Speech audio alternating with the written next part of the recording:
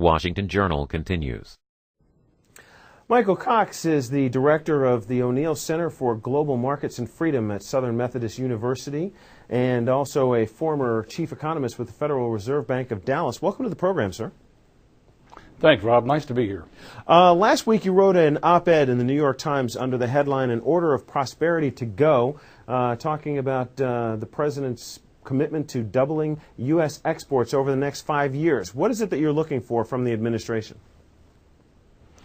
Well, actually, more free trade. I'm looking for more capitalist principles applied to how we get rich in this world. Not so much a government push, but letting the markets work.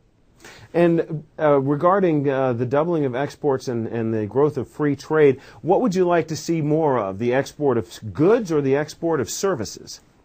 Well, I think that our greatest benefit lies in the export of services. America has spent the last 50 to 100 years developing a service economy. We have the world's best service economy with the most services prowess, and so what we finally have, owing to technology that developed over the past 2 decades, is the ability to export our services, and we're doing quite nicely at that. In fact, you write, while trade deficits in goods have been enormous, $840 billion in 2008, the country runs a large and growing surplus in services. We can export $144 billion more in services than we imported, dwarfing the surpluses of $75 billion in 2000 and $58 billion in 1992. What kind of services are you talking about here? Well, the Department of the Commerce Department divides services exports into 22 different categories, and we have export surpluses in 17 of them. So what we're talking about is exports of medical services, legal services, film, TV, royalties on our patents and so on for production procedures and drugs, architecture. There's a whole host of things that are high value-added services that we produce, which we can now finally export owing to technology. Where are those services going? They're going all over the globe. Our fastest growing partners that we're exporting services to are China and India, of course, but some of our largest export surpluses are with our age-old trading partners from Europe and United Kingdom and so on. But the fastest growing partners are those emerging market nations who love what we produce. Look at the U.S. films that are seen abroad. They love our films, and we're exporting those films. Our TV programs, Oprah, when it was on, was pushed all over the world. We're talking about doubling U.S. exports over the next 5 years with Michael Cox of Southern Methodist University. If you'd like to get involved in our conversation, by all means, give us a call, 202-737-0001 for Republicans, Democrats, 202-737-0002, Independents, 202-628-0205. Sir, are the new jobs created by these service exports better than the old jobs that had been lost due to foreign subsidies? Well, I can't say job by job, but I'll say historically that's exactly the way the world works.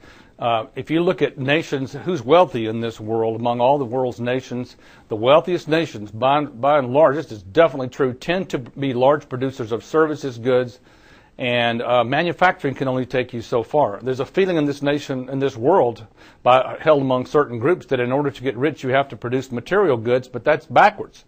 It's wrong. Material goods production, like construction, industry, manufacturing, only takes you so far. And in order to continue to develop, you have to begin to produce high value-added services, such as doctors, lawyers, dentists, accountants, engineers, computer programmers, professors, financial managers, and I could go on and on. This is what we're finally able to export. Melanie out of Charlotte, North Carolina, on our line for Democrats is our first caller for Michael Cox this morning. Go ahead. Hi, Mr. Cox. I find it very interesting that you believe that it's purely we should move towards a service base, because that's why nations like China are so wealthy right now, because they are exporting actual goods. Now, with that, what other services could we actually go into that you would see would actually purport this kind of growth in exports as well, outside of the ones that you've already named? Thank you very much. Have a great day. Thank you. Good question. First of all, let me just one minor point here is that China is not a wealthy nation. China is making itself wealthier by pulling itself out of the agrarian age and into the manufacturing age. And that's a smart move toward getting wealthier. But in order to continue to get wealthier, China will have to develop an educated labor force like America has, and get into producing services. So what kind of things? Let me give you some specific things, examples of things Americans are doing in the service sector. We are exporting our medical services. Doctors are operating using joysticks and controls to do operations in New York on patients in Strasbourg, Germany. We are putting together companies where we use foreign labor force. There's a company in the United States called TutorVista.com. You can look at this under Tutor Vista, and you'll find that they use the services of Indian PhDs and masters to teach American students whatever subject they want in school for $100 a month. You can get all the tutoring services that you want. That's a U.S. company managed by U.S. people, but using foreign labor. So I would say if you really want to make it in America these days, think more about how you can manage the global labor force. China and India together have a labor force of 1.3 billion people who would love for you to be their boss.